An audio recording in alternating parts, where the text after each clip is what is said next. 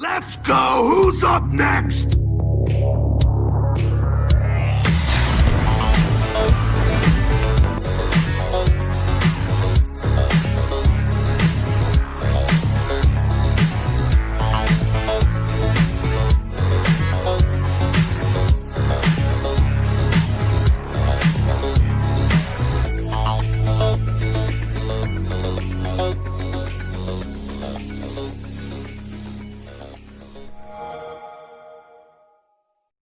Welcome, Internet, to the Xbox Empire podcast, part of the Play Some Video Games network of podcasts. I'm Elaine. As per usual, Donnie is here, and we have a special guest again, because we've been doing that in the month of November. Hey, it's Jeff Grubb. Hi, Jeff. Howdy, how's it going? What's going on, dude? It's okay. It's good.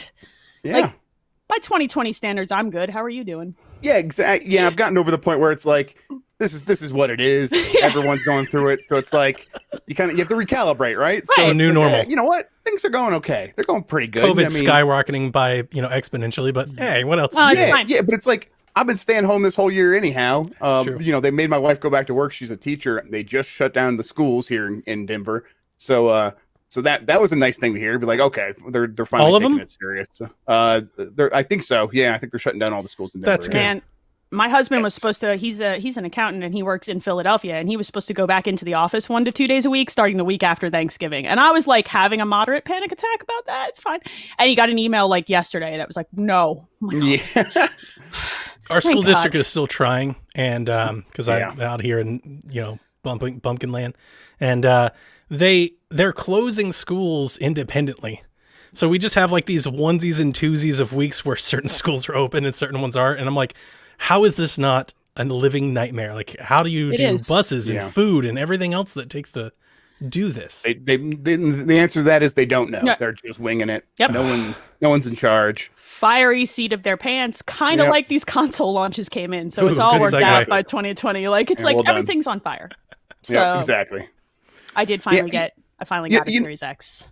You got your Series X. Has yours caught on fire? Is it broken? You hear the stories, and I think Have that's you like, I have you vaped it? I haven't vaped it. My husband actually saw that stupid video. He's not a video game guy. And he goes, so when are we vaping this thing? And I was like, I hate you. He was like, we don't even have one of yeah. those in the house. He's like, I would buy one to do that. He knows how to party. Yeah, accountants know how to freaking rock out, man. It's just like- no, but I did immediately put a disc in it to see if it would make the horrendous noises that some people were posting those disc drives making.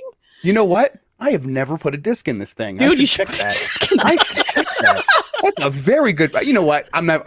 Even if it does it, I'm not going to send it back. 8 or weeks anything, of so review I coverage. barely- He's Yeah, got exactly. FPS Second. counts and load times. Well, He's like, I never thought to put a disc in. You it. never put a disc in? Yeah, no. I mean, I had I remember the launch Xbox One had the same Yes. problem. Yep. And it wasn't. I mean, I got everything digital, so it was not a problem the entire generation. I never sent that back either. That's still sitting over there with like the QR code back when they used to have dev kits. That's what that was. And so I'm not surprised that this is having the same problem. But maybe mine does it. If it does, that'll be annoying. But I do not expect to use discs very much. In fact, when I was trying to get a PS5. I was trying to get the digital version. Oh, really? If I could have found one, I would have got it. But it's whatever. I took what I can get, and I'll spend the extra $100 to actually get one. So, yeah. I will have to put a disc in and find out for sure. I was like, I'm gonna put a disc in this thing right away, and my kids were like, "Are you not gonna?" I got roasted by a 10-year-old. He was like, "Are you just not gonna buy digital like the cool kids?" I'm like, "Bro, get out of my basement." Like the cool Like, kids. just shoo. No, I'm gonna put a Blu-ray in this to see Yeah, if it still nerd. does that. Yeah. I'm a nerd. I'm not cool. I'm someone's mother, and I was like, if you want my old 1X, you best be stopping that business. I pulled So- as the Discord started lighting up about it. I mean, I have 3 discs. I have Metal Gear Solid HD Collection, Rock Band 4, and GTA 5 on disc. And I pulled out my Rock Band and got it installed and started. I didn't have any issues with mine. Mine's fine. No, mine was fine too. I definitely did hold my breath a little. Though, like I have seen a lot of people posting videos of some real. I mean, you're right. It's the same noise the 1X made. You just kind of figured it wouldn't do that anymore. Man, But whatever. The launch issues. These disc drives are. It might be I'm the sure. same drive. Yeah, I'm Oh, sure yeah. they're cheap too. Yeah, I'm sure that they went I bet they're cheaper now than they were then Sure. in terms of the quality, because it's like who's still making disk drives? It's like a few companies, and they're not I bet the margins on those are so razor thin that they cut Absolutely. them wherever they can. So it's like I'm not surprised that the disk drives are the point of the problem for Xbox. But it just seems like it's not it's nothing is widespread. It seems like some problems here, some problems there on both consoles, but nothing that is like a Red Ring of Death issue so far. Yeah. So that's good. You know, my Jeff, you don't know, my controller snapped. That my thumbstick broke. He hulked it. I'm convinced you just have gorilla hands. Strong. I got that gamma radiation, man. But checked out. They replaced it. It took a minute. It took me 2 or 3 days to even get in touch with them. But once I got in touch with them, they fast tracked me a replacement. They told me I could keep my old one. I bought a repair kit on Amazon for $6. Now I have 2 controllers. Oh, good. That's not bad. That worked for me because I was going to send it back. They were like, "No, don't worry about it." And I was like, "Well, then I guess I don't mind voiding the warranty and ripping off that pretty sticker and getting into it." Right. But it's just the thumbstick just sits on the modulator. It's just a little cap. And it was just that. Yeah. It was that little cap that snapped on the inside. So it was a really easy fix. It took me about 10 minutes. I've had that happen before on the old controllers, like a while ago. I fixed a few of them. It's like, you know. Yeah, it's not too bad. Yeah, I because they sent me the preview one, which I still need to send back. I told them I would do that this week. Send back. But I'm going to send back that. I'm not going to send back the controller that came with it. And then I got the S and then finally send back the other one. Send back the Retail new X. Send back the retail one. Keep it. You have the prototype. You know what? I think I'm gonna send back the prototype, but I'm gonna sign it in invisible ink that only shows up on the black light and see if they discover it. That would like 50 years from now, you could be like, I have a prototype Series X. These didn't make it to market. You know. Hey, listen, you're giving away all my plans here. Let's talk about this off the air. Why would you mark him out right on the air? God, man, I thought we were gonna be Ocean's 11. You were gonna be Danny. I was going to be Brad Pitt. And I'm the only character holding all this crap together because you guys yes. always the woman, man. Yeah. Come on. Yeah. You're married. That's the way of the world. Like, that's just life. Yeah. Mm-hmm. Yeah, that's what my son actually said that the other day. Like I was like, dude, put your shoes on. He's like, I don't know where they are. And then he yells for me and I'm 2 floors up. And I'm like, your father is right there. He's like, Dad doesn't know where anything is. I'm like, that's funny because it's true. That's exactly right. Yeah. Yes, I'm barely skating by, and she's just she's handling everything. We know what we're doing. It's fine. Don't worry, we got you guys. Yes, totally. I did finally get my console though, so I'm excited. It was like a whole debacle. It's plugged in. I've played video games. Things are good. Had you pre-ordered before and you were just waiting? Yeah. So what happened for me was I pre-ordered from Amazon and I pre-ordered from Target because like Amazon's been a crap show lately with everything. I don't know why. Amazon would have delivered it to me on launch, so I was like, cool. They emailed me the day before, like, we don't have enough consoles. We'll get it to you by 12/31. Excuse me. And then Target came through and shipped it that night. So I got it 2 days late. Do you guys blame?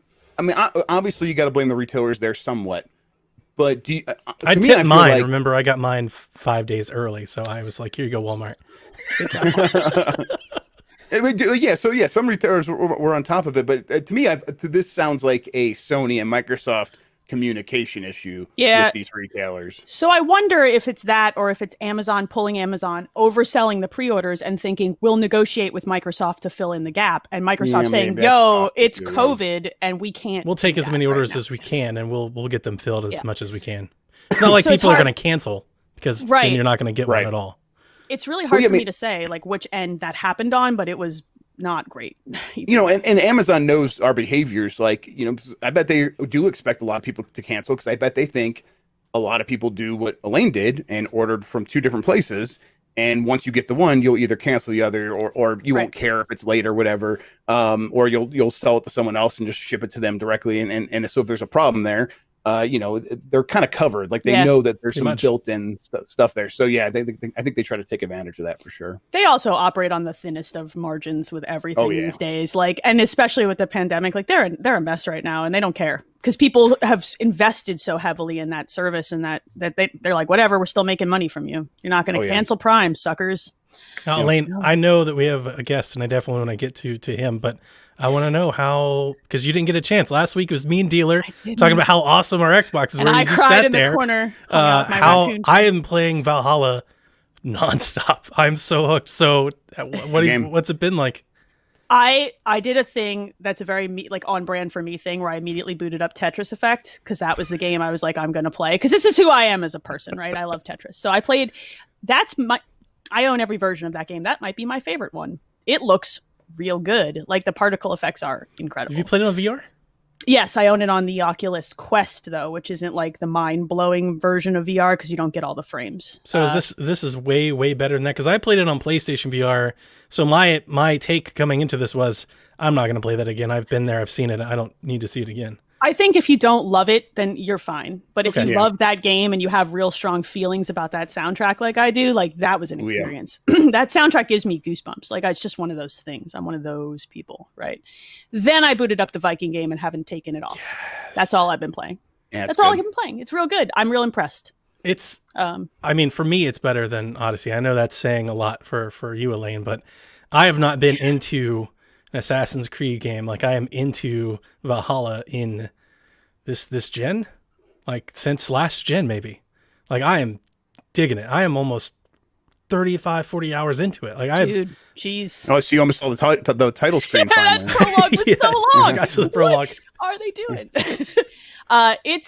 I'm not going to say yet because Odyssey was sort of special for me because I really liked that character. Like Cassandra was a real good, and the female Ivor is there. Like it's there. So I like the setting where we were also watching the show Vikings. So I feel like I just cruised right in. I was like, let's go. It's very similar. And I was saying in the chat, I played Origins, I played Odyssey. I think for both of those games, I played them both for about 20 hours before I tapered off. This one has hooked me in ways that those games never did. And the only thing that I can think about it is it's obviously I think it's got to be something to say with the setting and how well it's running. Sure. At least I want to say how well it's running on Xbox because I'm not having any problems, but I have one of those fancy new TVs. But I know there's a world of people out there saying they're having all kinds of issues. Playing great for me. I've had more game bugs than I have visual issues. It's still got some of that UB jank. So, like some of that stuff I'm very forgiving on. But the other thing that I think I'm really digging about this game that I can only liken to, for me anyways, Breath of the Wild and Far Cry 5, is I'm digging these like environmental puzzles that I keep finding. It's like, hey, go figure this out. Like you see the marker, but how do you get down there? How do you get up there? How do you get the key to get in there? How do you go about doing this to accomplish this? I remember some things like that in Odyssey, like a cave here and there, but it was basically like a marker. You'd fight your way down there, get the chest, come back out. It wasn't the same. And Far Cry 5 has those safes, right? Those little like bunkers that you go find and you've got a little puzzle to figure them out.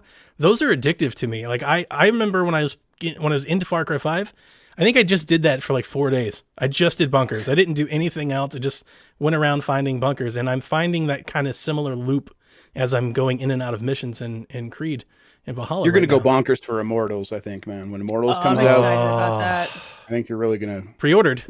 They dropped a trailer, Gods and right? Monsters. That's what it's actually called. I wish they had just left it that because this is the most generic, stupid name. Like I hate this name. I'm like, why would you do that? It was so good before. So when they first announced it, Gods and Monsters, we were streaming the Ubisoft conference live, and I was like, yeah, they're going to change that name. And I think everybody probably thought that. And then they changed it like, whew, you made it worse. How do you make it more generic? How did you? The thing's already installed on my console yesterday. 45 gigs of it. I was like, is there a chance they go early? They're like, hey, it's here a week early. Happy Thanksgiving.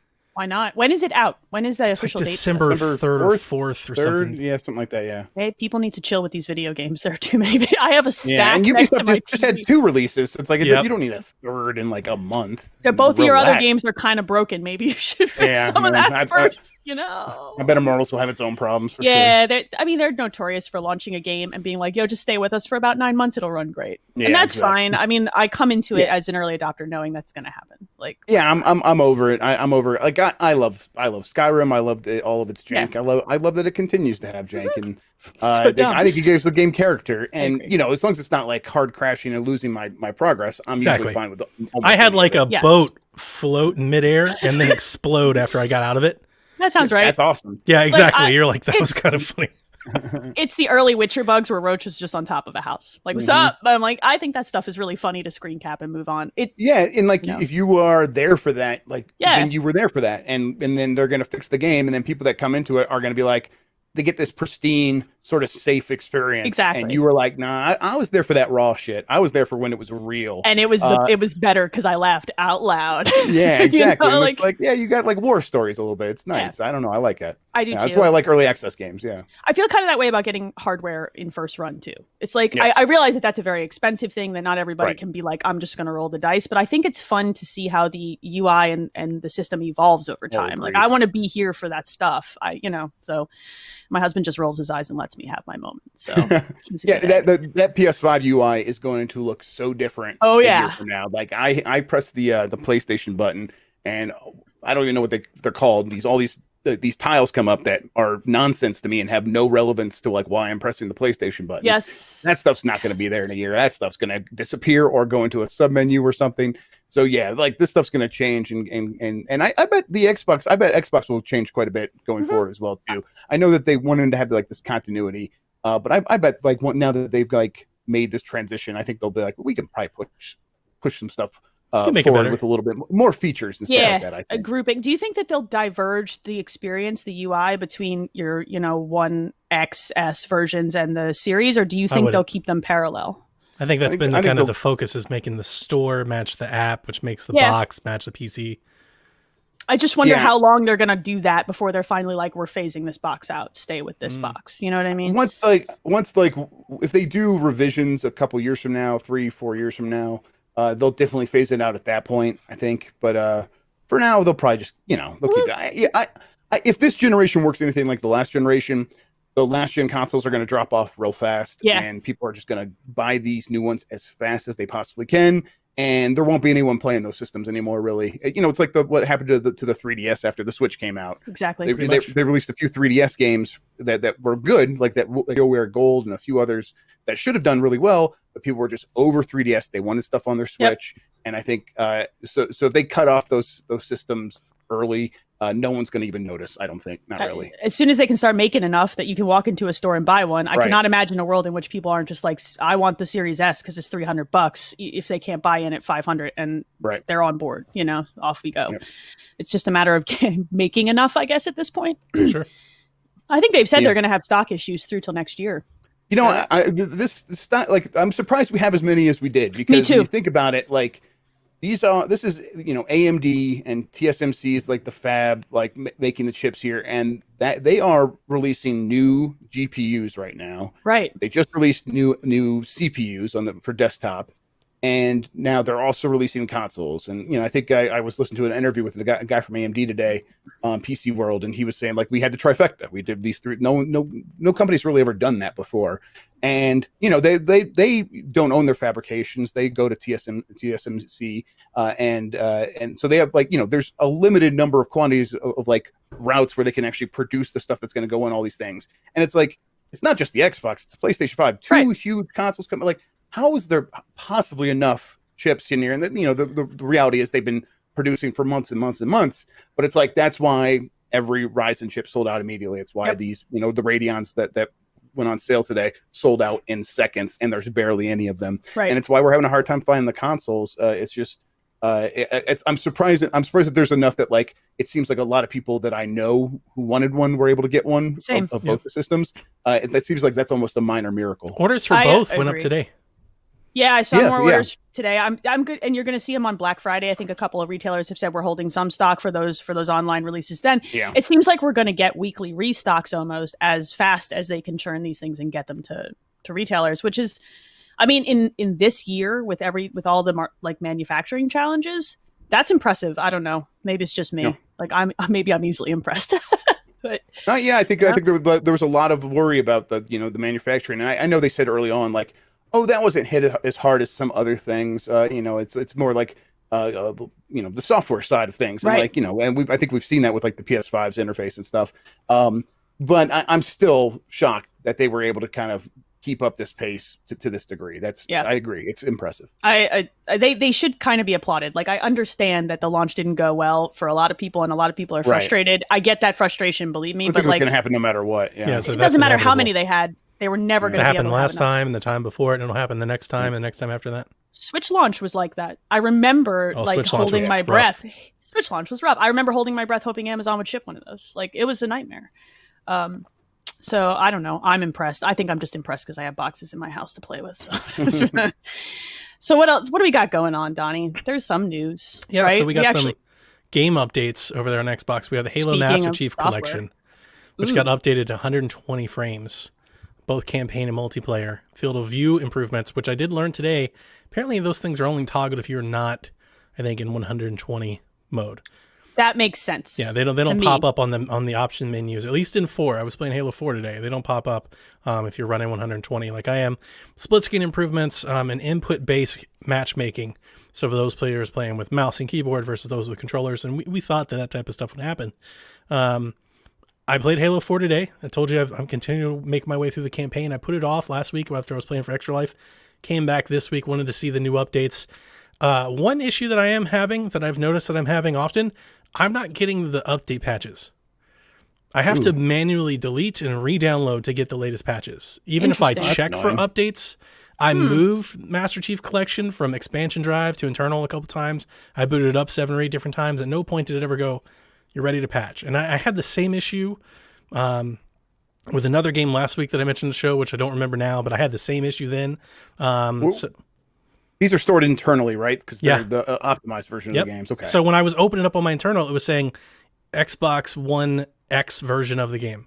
It wasn't, up to the Series X enhanced version. And I tried for a day. I gave it a full 12 hours, just trying to boot it off and on, move it back and forth, like do something to trigger it, and it didn't happen. I just deleted it and reinstalled it. All 120 gigabytes. Ooh, boy, that's a big boy. But it did download, and I tell you today, I played 2 missions, and it is fantastic. It is so smooth, Jeff. I give you all the credit. You are the reason I bought my TV. You already know this, but the listeners Happy don't. for you. Yeah, Jeff was like, guys, at one point, I knew that he had the console. I knew that he had the console. He was being a little cryptic, and he was like, 120 frames, guys. It's going to blow your mind. And I was like, I got to get a damn TV. I'm sitting over here in front of a G-Sync monitor all the time. So on PC, I'm real spoiled. So on the TV, I'm due to update my TV. I'm holding out for an OLED. So I'm saving. Same. I'm going to do the LG. Me too. I'll probably buy next year's model, or I'll buy the CX if it gets cheap or something like that. Yeah. But I get it now. Difference. As a console person who doesn't play on my PC and never wants to, I get it. Yes, you noticed the difference. You saw 120 frames per second, and you're like, this is smooth. I played Call of Duty. I turned on the ray tracing mode. Impressive. I played it for 7 minutes. I turned on the 120. I was like, I'm never playing ray tracing ever again. Yeah. This is why PC people are so snooty. Because I get 144 frames in G-Sync. This is why I get it's so smooth and twitchy. With DLSS, you also get it with the ray tracing as well. So it's it's the best of both worlds. Sure. I'm going to hold out for that OLED, because if I'm going to do it, because I use the TV often as a third screen for my PC too, because everything the LG is G-Sync compatible. Yeah, exactly. So I'm a nerd. The thing that I expected is I expected to have the 120 with no ray tracing. I expected to take a serious picture quality hit, and I didn't. Call of Duty looks great at 120. Call of Duty is primed to look great. I think that's that game always ran at 60 frames per second. They've always been super well optimized. So I'm not surprised that they didn't have to make a huge downgrade to make that work. That's good to hear though. I'm also, I think it's worth noting that people have gotten really good at faking what ray tracing does with software instead of bumping to that algorithm. So you can do enough that if you're not looking for it, it's in motion looks great. Like the rasterized lighting and in CubeNet lighting or CubeNet reflections and stuff like this. This is stuff that absolutely it's a ton of work, and the reason developers like ray tracing is because it really is click a button and all the stuff happens. Yeah, absolutely. But for many years they're still going to have to do all of the really hard work to make the rasterized stuff continue to function as always, because not everyone's going to have the ray tracing option. So yeah, that stuff still looks good to us, and while the ray tracing often looks a little bit better, really it's a developer side thing where it's something they really want, and it'll make a big difference for them. Meanwhile, I think for us it's going to be 120 frames per second and HDR and all this other stuff that makes a very noticeable difference. Halo 4 is it, guys. Yeah. I'm not a Halo fan, Jeff. I never have been. I've been going through them all, trying to find one, getting prepared for Infinite, and Halo 4 is my favorite, and it doesn't come close. Good. Blows it out. I'm halfway through the campaign. I'm like, this is the best Halo I've ever played. It's very pretty. It's very pretty. I have feelings about the campaign, but it is a pretty and it's game. so fast. Well, here's the thing. I am I'm adhering to the Sean Capri doctrine, where he's basically, because I've been trying to follow the story, and he's like, just stop, don't forget about it. Just shoot the guys, have fun. So I've just been doing that in the last 2 or 3 games I played. I've quit trying to figure out how many rings there are and where Cortana actually is. Just let it go. We're too old. There's 5 golden rings, I believe. I think that's what it was. Yeah. Also, I've got the golden ticket. That's how this works, right? Exactly, I forgot. yep, I don't know. Yeah, it got to the point where the writing is not great, so just ignore it, and that's fine. I'm fine with that, But do damn, they have so fast? It's so pretty smooth, and you feel it on the stick and the controls instantly. And I saw it with Ori, and then Call of Duty, and then Halo, and I'm like, I never want to not do this now. See? Yeah, I hope every game. I think that this should be the new performance option. It should be 30 frames per second option with like everything turned to the max, everything you could possibly turn it on. A 60 frames per second option, and then 120 frames per second option, and every game should do that. And it's because like I think there's a lot of people who feel like we get new consoles, we shouldn't have to pick and choose. We shouldn't have to we shouldn't have to sacrifice anything. We should have the best of all worlds. And I get that, but we're beyond that at this point, where it's like there are going to be things that they can do. They can always turn up the graphics higher and higher. Like I think they, Crysis showed that when it's like, kill your PC mode or whatever. In the remaster version, they're like, we're just gonna unlock everything, and no matter what your PC is, it's gonna get crushed on this.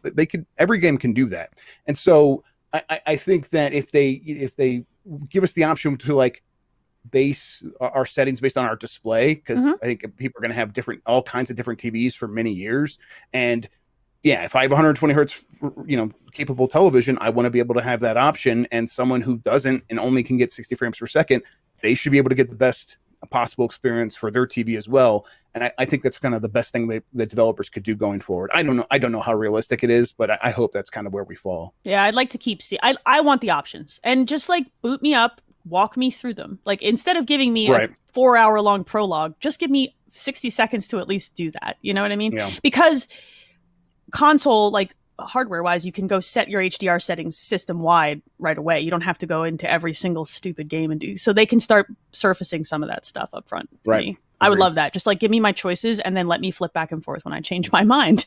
Like, this runs like crap. Let me bump it back. That is one thing that we're not getting. I think on both consoles, guys would have to include me on the PS5 version, because I don't have that yet, but it seems like on the Xbox, you have to change everything at the system level and then reboot all the games. There's nothing in games that I've seen really that let you toggle things on and off. You can't like toggle on the ray tracing and toggle on the 4K and then the 120. It's like you either set it at the system level when you're setting up your TV, or those options just don't appear for you in the software. I think for HDR, I think that's the case. And I think if you have an HDMI 2.1 TV, you'll need to set in the settings that you have, 4K 120, and you can have that all on the, you have all the green check marks and you have all the options checked. And then once you do that, some games then will give you the option to be like, well, do you want to actually run this on 120 frames per second? I think Gears work that way.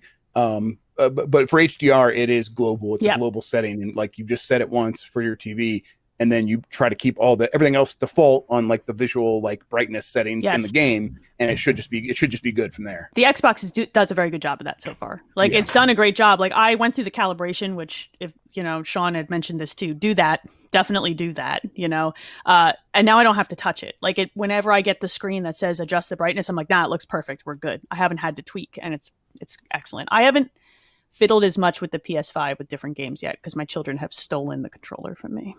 So damn you, Astrobot. 343 Industries also, their director Brian Gerard has come out and said that we can expect an update on Halo Infinite in the coming weeks, but don't expect it at the VGAs, which I think is very important, because as we lead up to that event, we'll have lots and lots of rumors. I think I'm already getting questions about Breath of the Wild. Like these things are just going to come up, so I was happy to see that they got out in front of it, and they just said that they're working really hard and we'll have something in the coming weeks. So they called it a high-level update. I am a consulting engineer. We use those words when we're going to make you a Visio picture.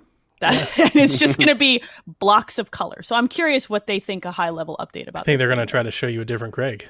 And be like, this is the new Craig. Side-by-side Craigs? Yeah. Yeah, that's exactly what they're going to do. They're going to be like, here's the graphical details we've added since the last time you saw this game. It's like all of those weight loss pill commercials where it's the before and after, except the dude just has a spray tan and is sucking his gut in. That's gonna be like Craig next to it. It's like, they're the same dude. Yeah. It's just gonna be. It's gonna be like, it's gonna be 50 Craigs. They're just gonna have that many. Yeah, and he'll look exactly the same. There will just be More that many Craigs. more. So badly just want to say, I was like, it's a Muso now. Yes, exactly. Yeah, we've given up. Look, we can't give you a better Craig, so we're just going to give you more Craigs. That's our solution to the problem. That's our high level update. I can't wait. Yeah, I'm here for it too. Speaking of Gears 5, Operation 5 Hollow Storm multiplayer update is out now. It joins the Bethesda DLC update that came out last week. We had 7 new characters, 5 new maps, 13 new achievements to multiplayer. The story expansion Hive Busters will be coming out next month. And we found out some new news this week that WWE's The New Day, Kofi Kingston, Big E, and Xavier Woods are joining Gears 5 as playable characters this holiday, and they look stunning. Oh, they look awesome. This is so awesome. on brand. This is so on brand that it makes me laugh so hard. Like, I saw the picture and I'm like, no, yeah, that makes sense. I now really want to fit in. play. I want to play the campaign as The New Day and Batista. Yeah. Just all WWE. It's so dumb, and I'm so here for how stupid it is. Like, it's so stupid. It's great. Yeah. I'm thrilled. So.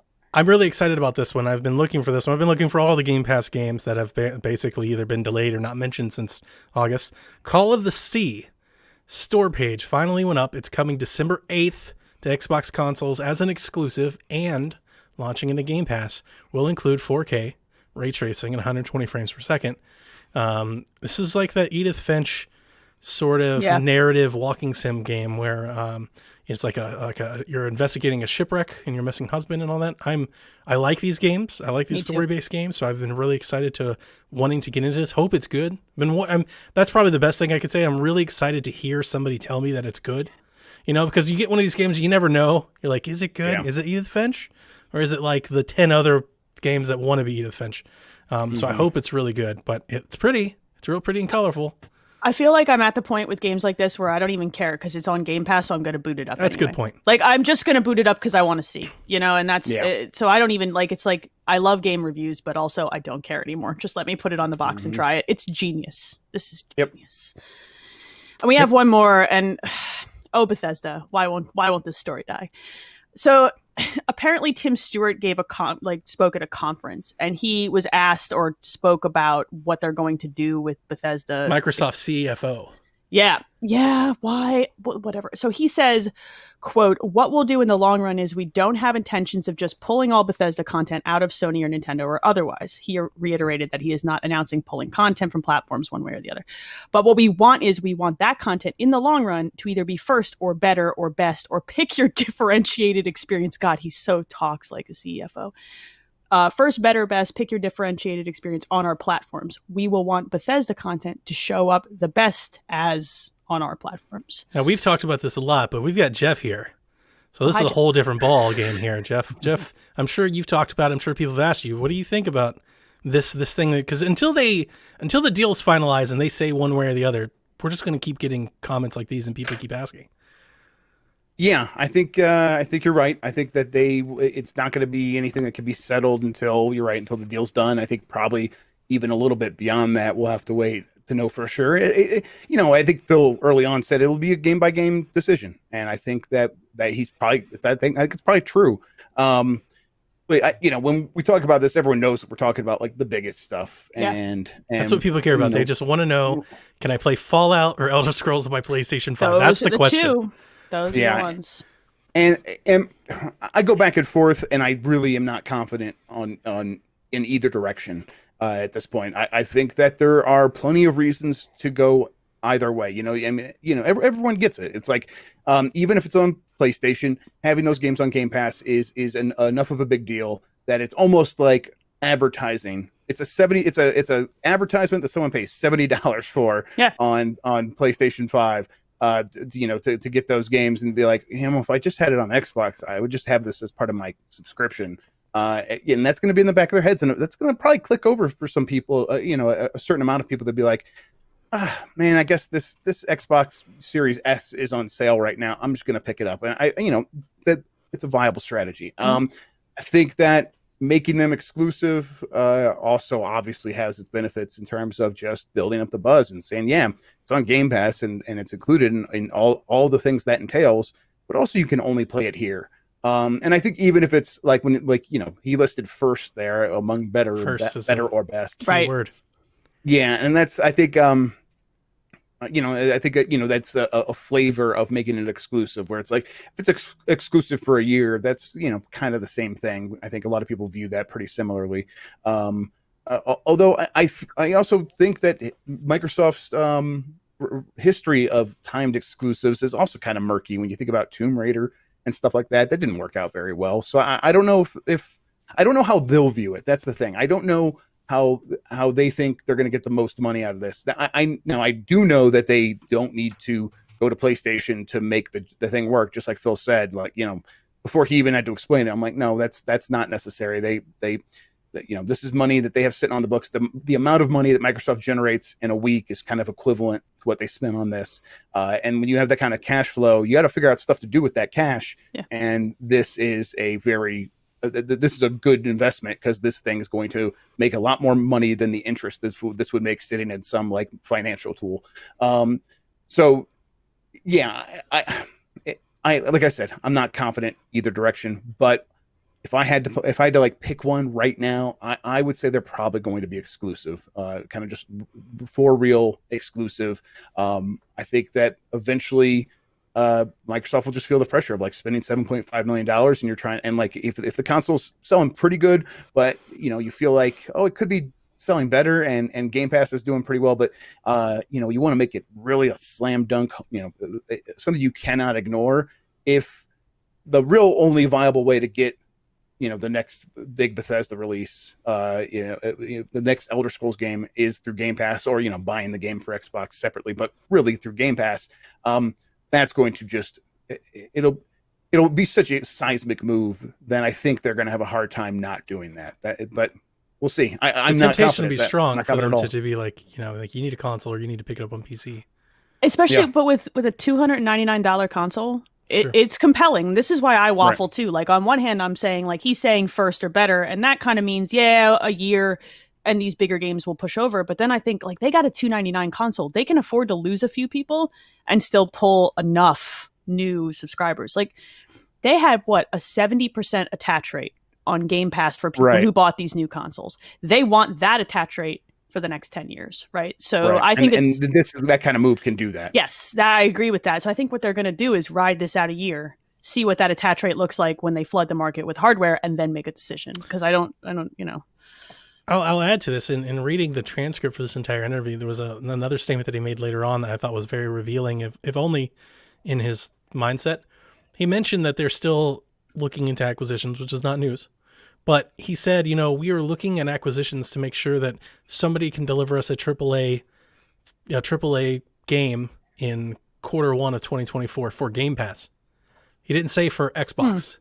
He didn't say for our console to sell or anything like that. He said Game Pass. Like they don't care. That's their logic. And, we've talked about this over and over, so I want to beat it again. But like, I don't think the consumers that follow this, as nerdy as this is, trying to read the tea leaves, we haven't transitioned to that thinking yet. I think globally, people aren't realizing that is their barometer. It's not money sold. It's not console sold. It is Game Pass subscriptions, retention, and increase.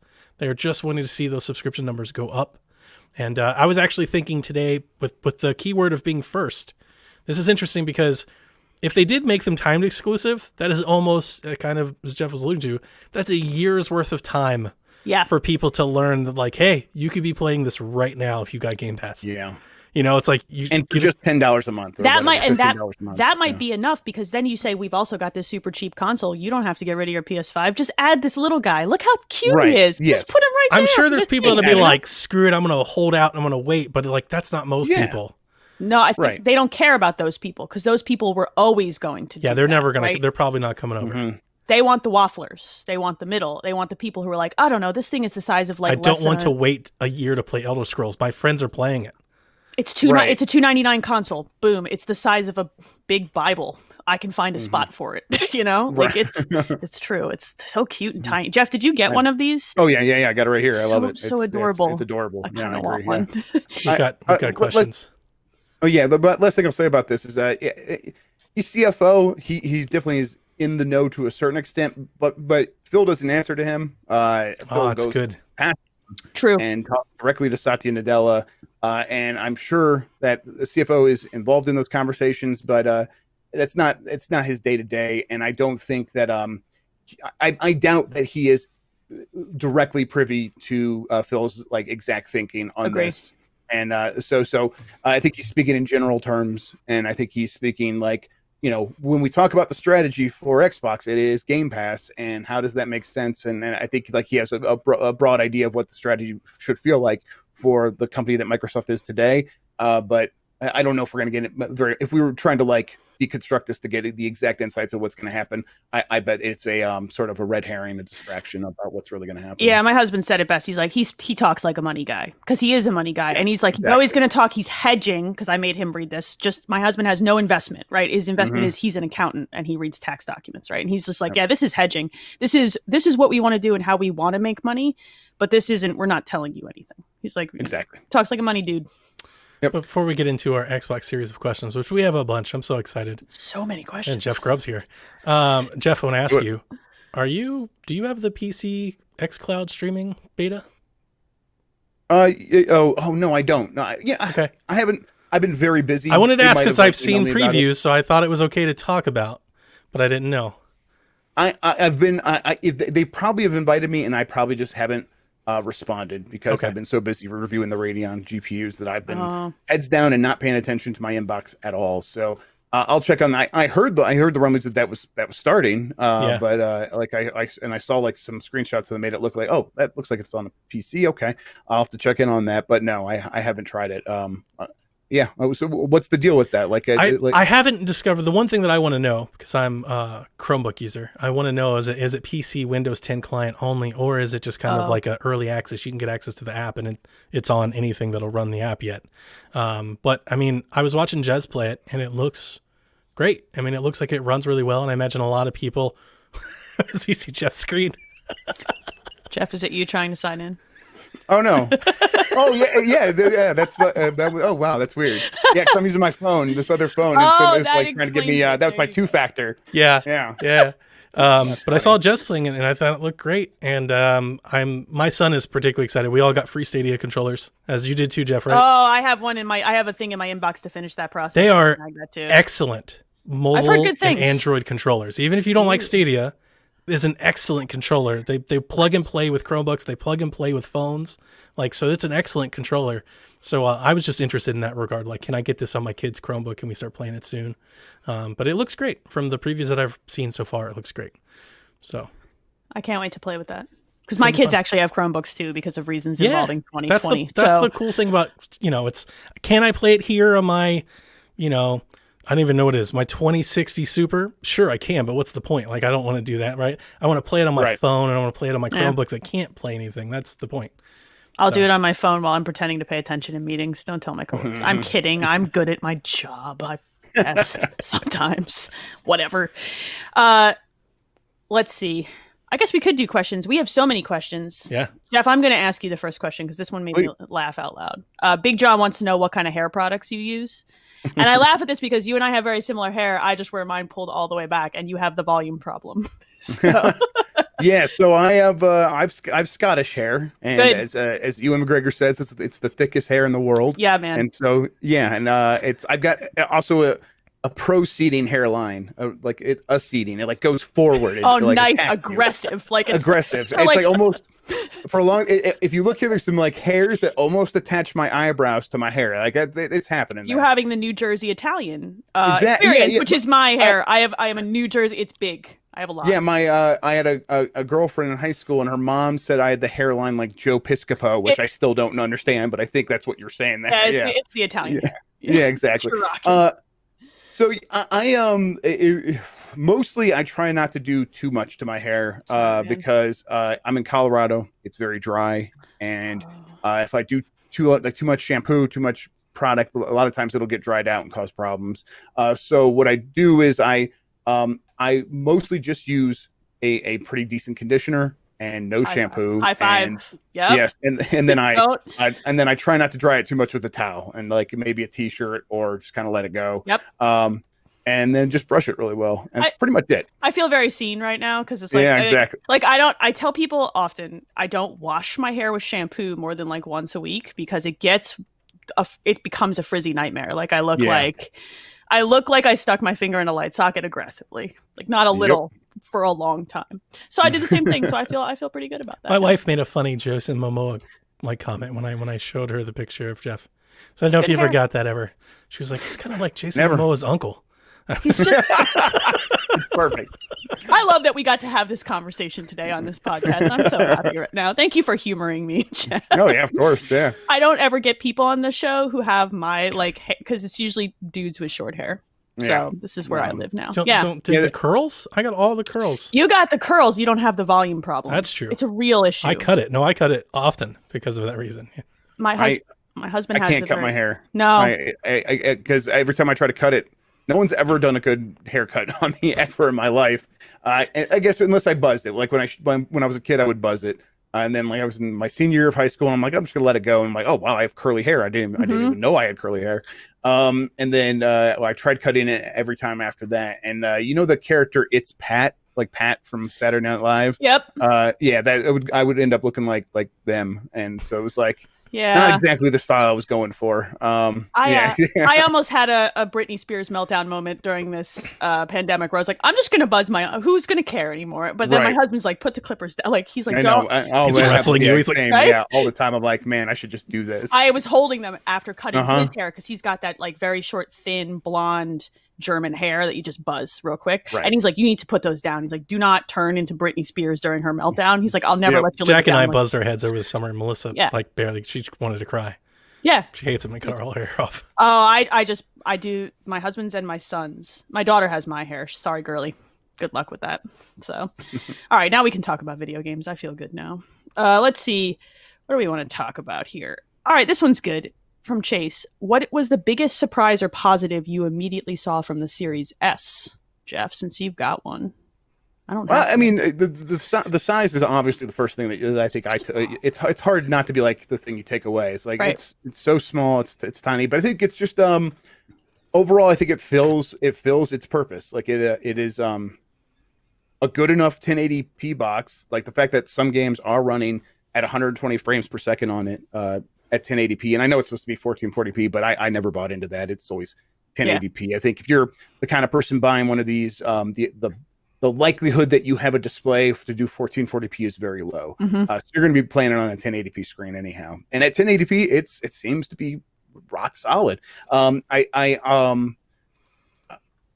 guess the other thing is like, games are smaller. When I did the review, that hadn't happened yet, and so I was like, oh no. This is going to be a problem. And now that they are showing like some games are like 33% smaller. I'm like, okay, that is a relief. This storage size is still going to be kind of cramped, but that's going to give you a little bit more breathing room and enough room where you shouldn't rush out and try to buy that $220 expansion card. Just wait and see what happens with storage down the line, and just clear the fridge for now, and then and see what happens in the future. So it was a nice surprise to see that. But overall, it was like, it's just so small, and tiny and quiet. Is it just as quiet, and does it boot up just as quick? So it basically feels that. It feels like booting up a Windows laptop with an SSD. It's got that same speed that both the Xboxes have now. It's light. I would buy one of those for my living room TV as a media box because everybody in my house is comfortable with the UI only for that reason, not for like your mom. Don't do that. But like my whole family knows how to operate that UI. So I would totally do it just for that because my Roku is old, Yeah. And I think it's going to be great for that. And I think, especially when you connect it to like a smart speaker or something like that. And that works pretty well, ask to play certain apps and stuff.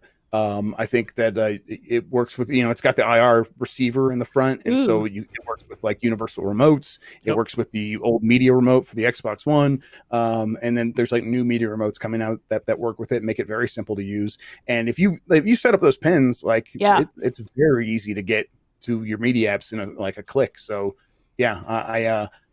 I'm that's my plan. So I got I got the PS5, the Series X, and the Series S all right here on my desks because I'm going to continue making content. But once I kind of get past this early period and I start figuring out where these are going to go in my house, the Series S is going to go where like my kids watch TV the most. Same. And it'll be that media box. Although I am like, the one regret is that the One S that they watch right now does have the USB like antenna connected to it, and we have to watch BTS kids every day, and it's going to be like, oh man, do I have to give that up, or should I just keep the One S and the Series S here? I don't think I'm going to do that. No, you're not app though, right? There is that. Yeah, they have an app for that. You don't have to go over antenna to get it. No, I know, but there's some value in just kind of letting the getting the airwaves where it's like. There is no interface. It's not. It's like it's just they're gonna keep giving you live TVs. There's something different about live TV. There is, and also I can watch like football games and stuff. I was just gonna say I know there's another reason, but the thing about live TV with little kids is like they don't have this compulsion to fiddle with the interface. Like it's just on, and sometimes we use PBS as background noise sometimes because I'm also a nerd like that where I'm like, no, you don't need. It's either that or like the Great British Baking Show. You don't need YouTube on in the background all the time. No. I love you, but please don't do that. So. I mean, I said it last week. I'll say it again, though. I'm really impressed with Valhalla on the Series S, even though I think it's 900p. I mean, it looks really good. Knowing what it is, and I'm blowing it up on a big screen. Like, I have a big screen in my living room, and it looks great. I was impressed. I came away, I was just like, man, this is, it's not as good as an experience, but it's comparable. Like for the money saved, like this is a comparable experience. This is not, like I said, if you didn't know, you wouldn't have known. If you just walked in the room, you wouldn't have known. And the upscaling in these machines is so good that the upscaling from 900p to 1080p is going to be impossible to discern. You're just not going to be able to see it. So I get that people get hung up on the numbers, but I just don't. I wouldn't. There's no point in it anymore. It's only going to get. It's only going to be less of an issue as we do get eventually the super sampling from AMD and Microsoft's like machine learning. That stuff's going to flip this whole thing on its head. And I think that it's going to like Sony and Microsoft will have the same similar tech.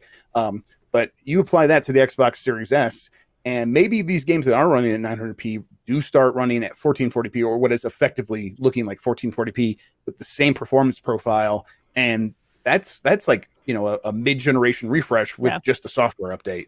And that could be huge.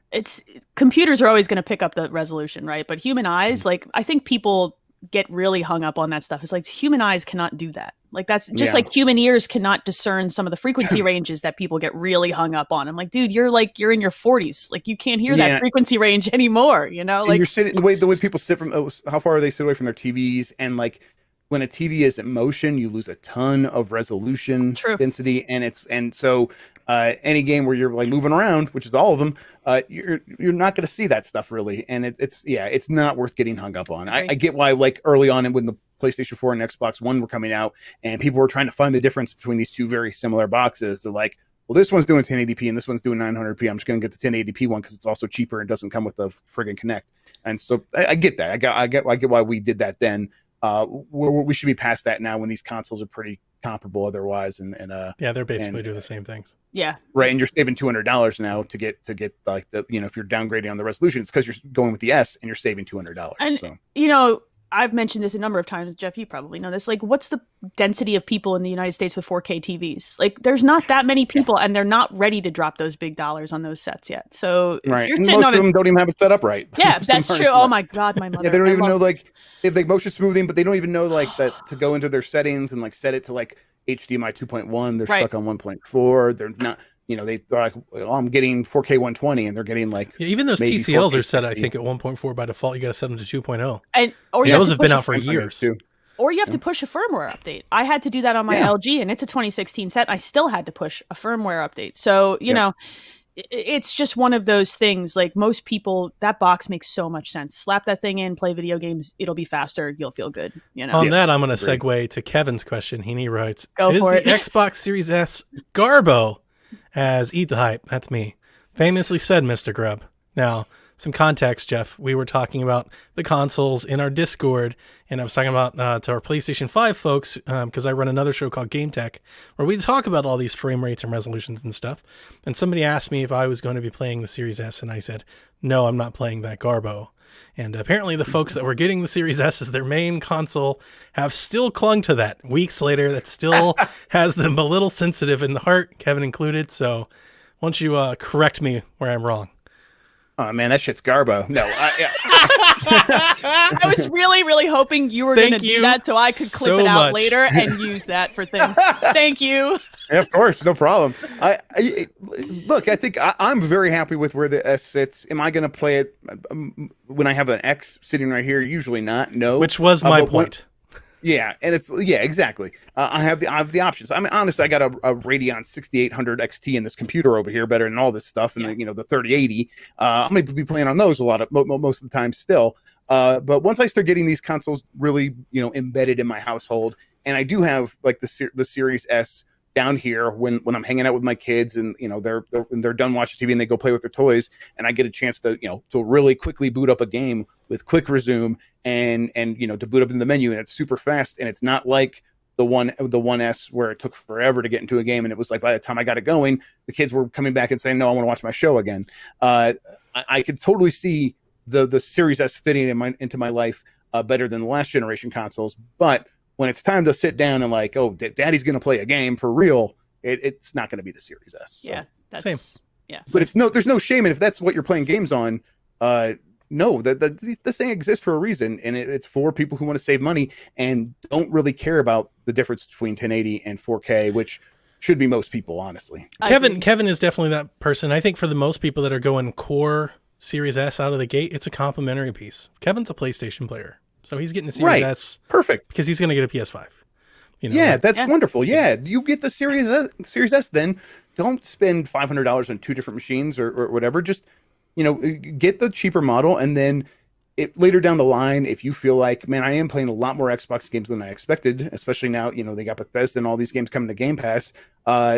Later down the road, you can upgrade probably for cheaper, and that'll be totally fine. But if you're going to be playing PS5 most of the time, a complimentary Xbox Series S is exactly why the Xbox Series S exists. So that's great. It's so smart. Put it at the same price as a Switch and stand in the store and think about that for a minute. Mm-hmm. And I love Nintendo stuff a lot, but it has the same price as that box. I was going to say it's the new thing. Plus it's new. It's not old. It's brand new. Right. Like, it's got a lot going for it. Jason wants to know, what from the PS5 UI would you like to have on the Xbox?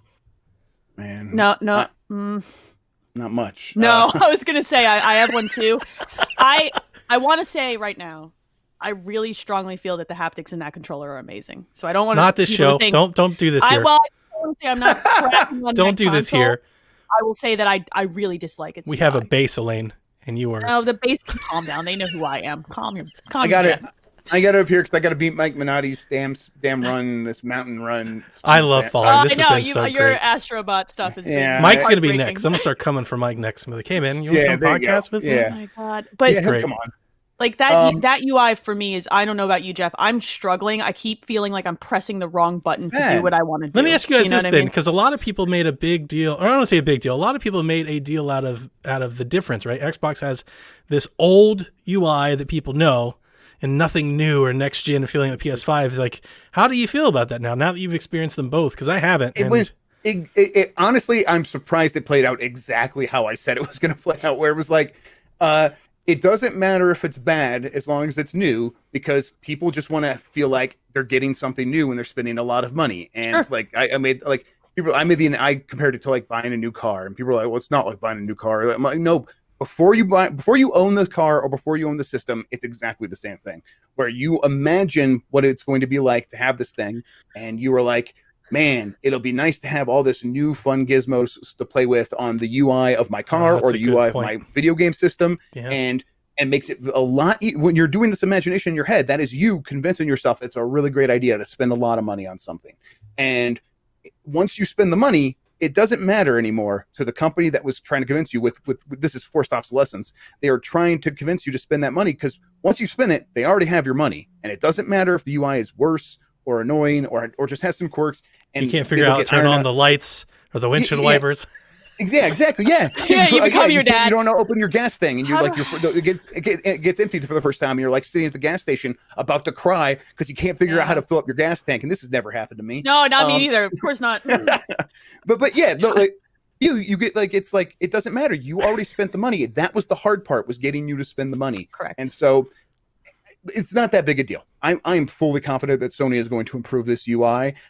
It's just them coming out saying we're leaving no pixel untouched, and it's very clearly just slapped on top of what they had with the PS4.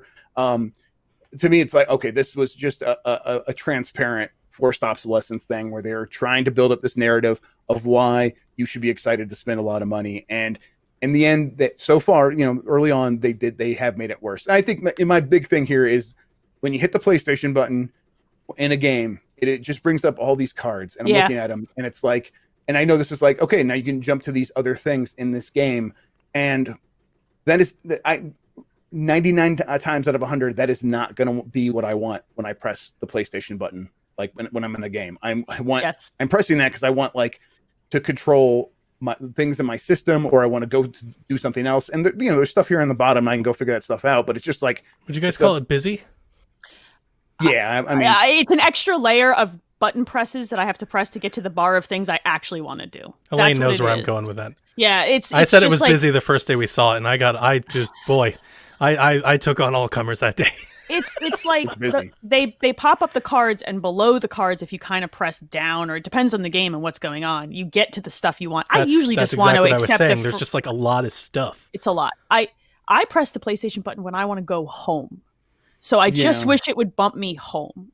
And I wish it would let me make folders for things. Oh my God, why did you take that away? Now, I haven't played the PlayStation 5 yet, but the one thing that I've read about that I really wish Xbox would do is being able to set certain preferences in the settings and then applying it to games, because it's great. Every single game that is the thing. that I get into, I get in there and I got to set the frame rate, and I got to set the gamma, and I got to set my controller preference, and I got to set inverted and subtitles, and I'm like, it'd be really nice if I didn't have to do this constantly.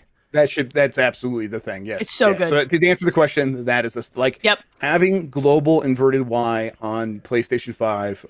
And so far it seems to be working pretty well. I think maybe a couple games haven't honored that, but like going back and playing like backwards compatible with Xbox 360 games on the Xbox Series X and having it still remember my preference for inverted Y all of these years later, it is baffling to me why this is not still included in every Xbox going forward. So if I could pick anything, it would obviously, it would absolutely be that with a bullet for sure. Yeah, nailed it. That is good. That is very good. Besides that, look, Sony will make it. The PlayStation 4 interface wasn't great to start with either. So I agree with you. I'm pretty confident it'll be better, but it's not my favorite right now. Where do we want to go next? Rob has 3 questions, Jeff. Yeah, how long before cross-save, cross-progression becomes the norm for Xbox and Windows? I mean, it shouldn't be too much longer, because I think like we're marching towards that with stuff like the Game Pass cloud streaming and stuff like that. If that's going to be coming to PC, they're gonna start thinking about these games in a much more holistic way.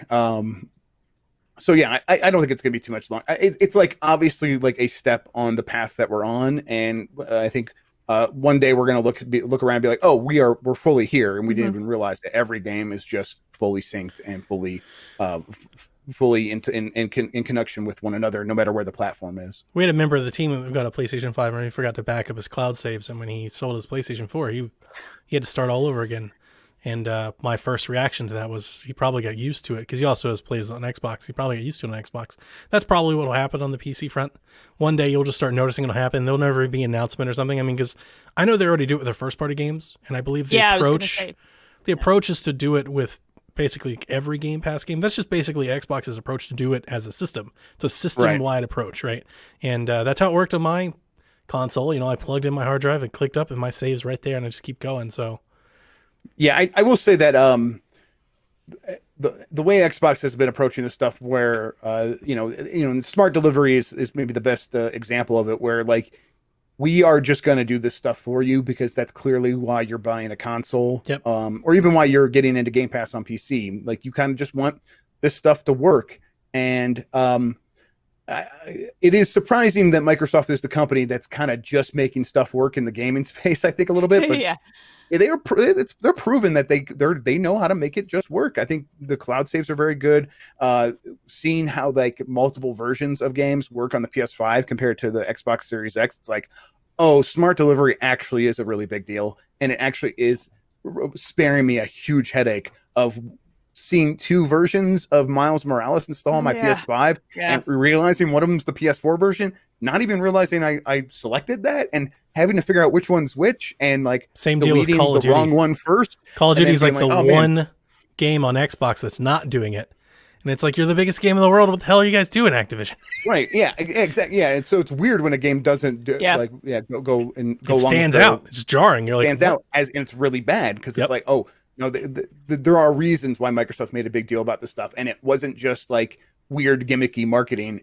They foresaw that these things would be an issue, and they solved them before they ever became a problem. And they're only a problem when games try to avoid it for monetary reasons. Yep. That's impressive. That's like really like having that sort of that being able to see into the future like that is not something that companies are good at generally. And I think the fact that Microsoft is sort of calling out these problem spots, saying we have engineers that know how to fix that, and we have designers that can make it go real smooth. Let's just do it. That's I'm happy to call that out as like really impressive stuff. They definitely are leveraging their software people who know how to make services work. Like they're going, hey, you guys have done pretty okay with this. Maybe you should do it for this too. And it's real smart, and it's been very smooth. I have to give them credit. It's like, they're not the best company at that across the board. Like Teams is still a mess. Oh, it's a trash fire. But like Skype and all kinds of other stuff.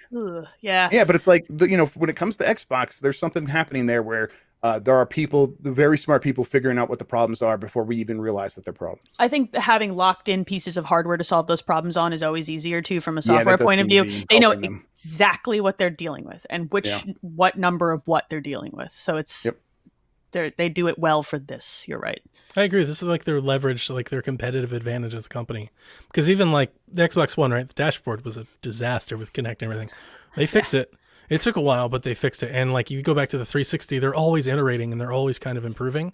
And that's one thing I don't think you ever have to. It's not like the Nintendo. You're like, are we ever going to get this? On the Switch? Like that's not Microsoft's way. Like they're constantly kind of like hacking at it, trying to make it better.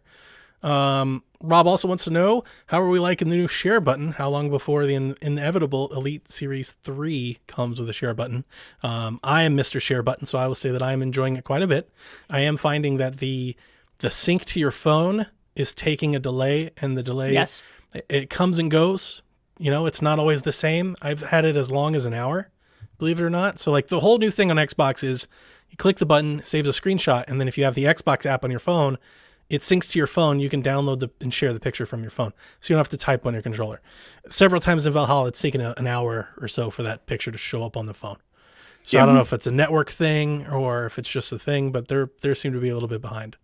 I think it's a network thing. I agree. I think it's been my guess so far, based on what I've seen, because it's happened to me too. Mm-hmm. I hope they iron that stuff out, because it's a really good idea. The way that works, when it does work, it feels like magic, and it's exactly how I want that to work. Right? Exactly. Everyone wants to just like take a picture of their screen with their phone, and it's like, well, what's better than that? It's like, okay, if I just hit a button and it appears on my phone, that is like the one thing that is better than just like more convenient than just taking a picture of the screen, right? Yep. And when that works, it's like, oh, okay, it's right there. It's very easy to edit it. It's not like a hassle to like figure out how to download it. I can do it really quickly from my phone and put it in like Photoshop or whatever if I want on my phone without having to think about it, if that's something that I want to do. And that's cool. So yeah, to answer the question, I'm also really liking the share button. But that the bumps that you've described, or I hope they figure that stuff out. It's definitely improved. Like it's way better than the guide button and then X, Y, and all that. And I love that it's. If anything, I would actually suggest to Xbox to consider taking the capture menu out of the guide altogether, out of the guide menu, because it's just mapped to that button now. You no longer need that navigation there, because you press for screenshot, you hold for video, you double tap to get there. And that's faster than hitting the guide and navigating anyway. So take it off the guide and put something else there. Like make that faster to get somewhere else. If I could offer a piece of advice. Replace that with, I know this is not something that they want to do, because I think they want to just do everything for you, but replace that with a menu that does let you go and manage your quick resume. Because I would like to be like, good guy, perfect. Good. Keep this game in quick resume at all times. Yes. I am starring it no matter what happens. Don't lose this save save state. I would like that. Yeah, it's against their philosophy, I think, right now, where it's like we don't want you to have to think about that stuff. But I think if they just they hide it under one level where it's like, no, if you don't have to think about it, but if you do want to think about it, there are some power user options there. I would enjoy that. Me too. I think that's one that I would love to have too, because I just want to know what's in quick resume and what the hell it's doing. You know what I mean? Like, or I think at the very least we should know that. Yes. Yeah. Or did it crash out of quick resume because Assassin's Creed Valhalla just straight up doesn't work? And I just want to be reminded, like, oh, that's right. Does it? It did not as of last week for me. I have found quick resume to be much more dependable recently than launch day-ish. Day after launch day, like it's getting better. It is, yeah. I have seen some of that, but because I've hopped from Valhalla to Call of Duty last night 2 or 3 times, right back and forth. I just go back to Tetris from whatever other game I'm playing. So this is where my life lives. That game works great. The share button I like is somebody who does share screenshots to Twitter frequently, because there's just nothing worse. Like, I do it on the Switch all the time, and it's like, oh, typing on this thing sucks. I don't want to do this. I want to do it on my phone because I'm faster at it. So yeah, I do like it for that. I don't need it, but I do like it for that. So yeah, and they can improve it. They can let you take batches of photos instead of downloading them one at a time and things. Like, there's lots of things they can do to improve it. And I hope they will, and I think they will. We've already seen, like, how much has the Xbox app changed in like 6 months? They've gone from having like full Game Pass streaming and accounts and everything. They've stripped it all out to make their way around iOS and get all everything over there. Like, they're going to keep adding to it. Eventually, once they get all their roadblocks out of the way, they'll kind of, they'll throw everything back into it. I do like that new mobile app. Like, a lot. Oh, I like both mobile apps a lot. As I say, I listened to PlayStation XP folks, and they were like, "Man, I got this new mobile app on PlayStation. I can manage my account and see the store." It's like, yeah, we've been doing that. But and the setup, allowing me to set up the console with a QR code that pushes my settings from an account I'm already logged into is aces for both. We've been consoles. doing that on Xbox. Like, that's a thing that's been going on. I haven't set up a console in years. Oh, I know. I'm not trying to shame you guys. Just it's like, huh. So exciting. It's interesting because I understand exactly what it is. I'm not trying to fan wars here, but like, there are just so many more PlayStation fans in the world, right, than Xbox fans. Yeah. And it's so hard as an Xbox fan to hear PlayStation fans get really loud about a feature that Xbox has been having. It's like, if you really cared about that feature, I was just gonna you say should be playing on the Xbox. beginning, and boy, you never get over like Apple people being like, man, look at this new thing, and you're like, we've been doing this for 3 Android. years. I'm also literally I use that every day. Same. What are you talking about? Yeah, exactly. I'm also an Android user, and all of my friends are iOS users, and they're like, "Did you see this announcement?" I'm like, "I've had this crap for like 3 years. You guys don't listen to me." Exactly. So I feel this every single day. And it's like there's no getting through that because they're just going to be Apple people. They're just going to be PlayStation people. There's nothing we can do about it. And it really isn't real to them until it's on their thing, because why else would they? They're not going to go get the other thing, so they don't care. And it's like, I get it. It's fair. It's still exciting to them. Still frustrating. Yes, but still you feel like you've been like screaming into the void, because I do talk about that stuff and people don't hear me. Story of my life. Yeah. Screaming into the PlayStation void. I have a husband who doesn't care about any of this stuff, so that's real fun, because he just looks at me. He's like, "Did you see this article?" I'm like, "Bro, I told you about that 6 months ago." And he's like, "Oh, it came on Yahoo Finance." I'm like, I love you. He's like my dad. I love him so much. Wow. Yeah. Nathan wants to know, with PlayStation 5 having the Resistance controller triggers, then playing Forza with the Impulse triggers, both are great, and the Impulse was criminally underused last gen. Do we see these being more used next gen, or supported equally? I'm excited about this because both of you have played this fancy PlayStation 5 controller that, by all accounts, is awesome. It's real good. I really, really like it. I know that for some people it's actually off-putting. Like, there's too much going on and it's like a lot.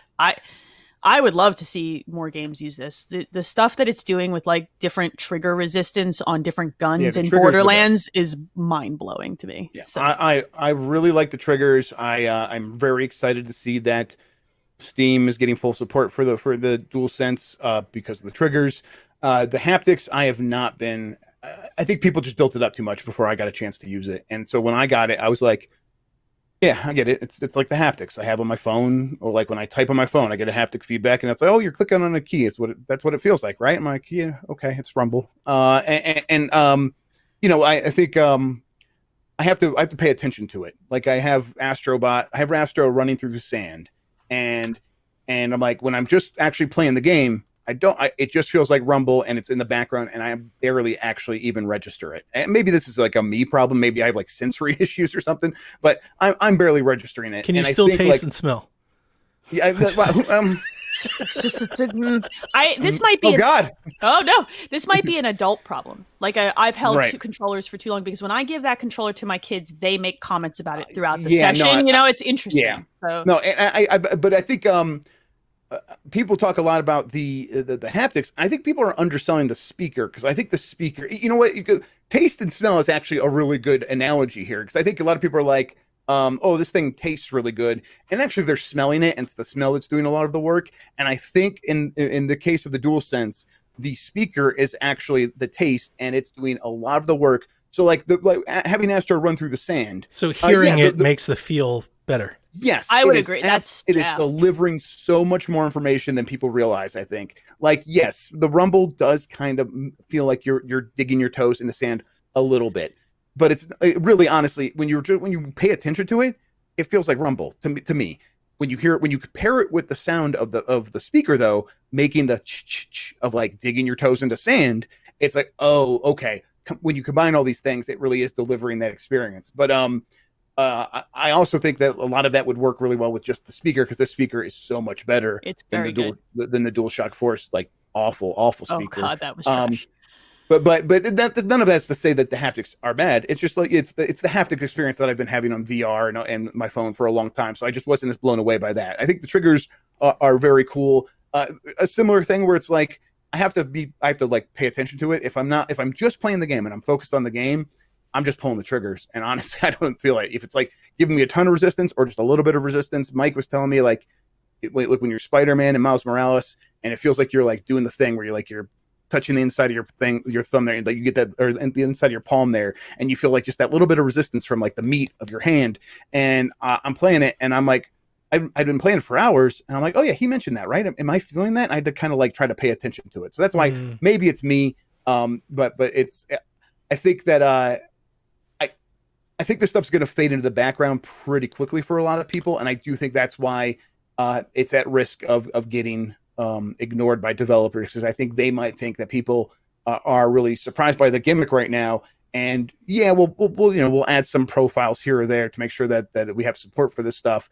But we're probably never going to get another thing that's even close to Astro after this. Definitely not. Okay, so I was going to go from there and ask you, like, does Xbox need to do something like that going forward?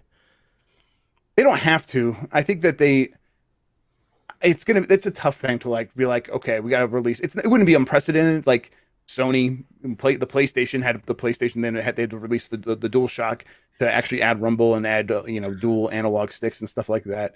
And they did that mid-generation, and it went fine. And you could do that, and it's not like you would be adding new inputs. You're just adding new outputs. You're adding new things that like communicate to the player, and so that's actually an easier thing to pull off. I don't think they have to, though. I do think that like a year from now, I think some people are going to be DualSense diehards, and they are going to be like, I want to play everything with the DualSense. And I get that, and I think sometimes if I play more and more games, and maybe my opinion on this changes, maybe I'll be that same way, because I was that way with like the 3DS. I wanted to play every game with a 3D on through that entire generation. When everyone was like, "Oh, I always play with the 3D off," what are you talking about? I'm like, no, I got this thing for the 3D. I'm absolutely love these gimmicks. Give it to me. And I think there's going to be people like that who are just going to want to play every game with the DualSense. But I think the majority of people are going to just it's going to be kind of the thing they begin to ignore. It just becomes part of the overall experience, just like everything else, and they're not going to think about it too much. Yeah. That's my guess. I don't necessarily hope that I'm wrong, because I just think it's just kind of how it's going to go. Like, yeah, that's kind of what I expect to happen.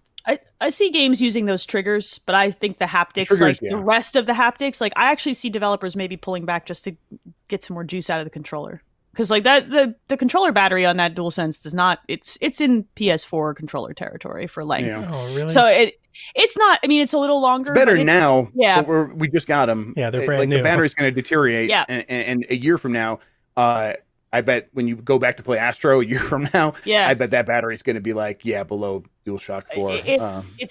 It's one of those things. Like they put so much technology in that controller that it eats batteries alive. Like, and that's fine. It eats its battery alive. Quick. I mean, it lasts long enough for now, and battery technology has advanced. So I'm maybe hopefully I'm speaking out of turn there. Where like I hope that just lasts. But I really did like the rumble and the triggers on the Xbox controller, and I think playing Forza with that stuff was like it was valuable. It provided valuable information, and I think that the DualSense will have a similar effect. And I do think that the DualSense has a slightly better chance of getting support. And I hope that translates into more support for the features that are in the Xbox One controller, but who knows? And if I'm Microsoft, I'm not panicking to respond to the DualSense yet. I am like waiting to see. And I think that's probably what they're going to do is just wait and see. And if they really need to, they can. They're good at making controllers. They can update that thing. It'll be fun. Be a fancy thing to add to like an Elite, right? Like, hey, like we've got this extra level thing if you want to pay. Yeah, you maybe you introduce it in the Elite, and then like in a revision in a holiday or whatever, it filters down into the regular controller, and then every controller going forward just has it or something like that. Or they just wait it out and don't bother because they see that developers stop using it and they're like, well, we've got the triggers, so those two things translate across systems. We don't care. Right. I think it'll be interesting to watch that. Jeff, I got two more for you. Let's go. Any more insight? This one comes from Kevin. Any more insight on more games being delayed? And if so, do you think multiple generations are causing those issues in terms of supporting, cross-gen? We saw that with Cyberpunk, right? Cyberpunk specifically said that. Do you think that's causing issues with Halo and Far Cry and some of these other ones that we're also seeing delayed? It's not helping, but I don't think it's the key reason for like, I know that's like the popular theory for Halo, but I think obviously now we should be all be able to like glance over what's happening over at Microsoft with in 343 and be like, no, that runs deeper than just like, trying to get it to run on the Xbox One or whatever. I think that, you should continue to expect more delays. For me, I'm like every game except for Hitman 3, because if Hitman 3 gets delayed, I'm going to cry. I'll cry too. So let's just, as long as that one comes out in January, because I'm like, I just got to get through this year. A support party for Jeff the day that happens. Exactly. 2021 is just waiting for me with this really great prize. But it's probably going to get delayed too. I think it feels like everything's going to get delayed. And I think that more than the multiple generations, I think that it just comes down to COVID still. I know that's like, no one wants to hear that because like, it's like, oh, really? Haven't they got Valhalla out the door, Jeff? Why can't? That's the thing I see more than anything else. It's like they got this game out. Why can't everybody else do the same? No, I know. And Ubisoft is like the one company in the world that has always made games this way. Now they've had studios where people went into work, but for a decade, like a solid decade now, they have been perfecting the 14 studios working on one game with 1,400 people. All working asynchronously with like, a 24-hour a day schedule where everyone is able to like come to like one online resource, realize what they're supposed to be doing, go do that in their own little pocket, and it all comes together in the end in this magic way. It's why like when Vivendi was trying to take over Ubisoft, I'm like, this is just a bad idea. I think there are a couple people running Ubisoft who knows how this whole thing works, and if you try to pull them out of there now, maybe you have to pull them out of there because they're sex fiends or whatever, and they're awful people. And then in that case, then do that. But otherwise, it's if they're not and they're running this company, I think that they kind of have a secret understanding of how this whole thing works that is very hard to replicate, or we would have seen more companies replicated by now. But they have so much experience with that. I'm not surprised that Valhalla was able to get out, even though it still has that Ubisoft jank. I think they just had an acceptable amount of jank that just kind of. If some of it was due to COVID, we can't even tell because it's Ubisoft. It's hard to throw stones at an unpolished like game that's like 80 plus hours of content on day one. It's like, I'll give you some slack. Exactly. Yeah.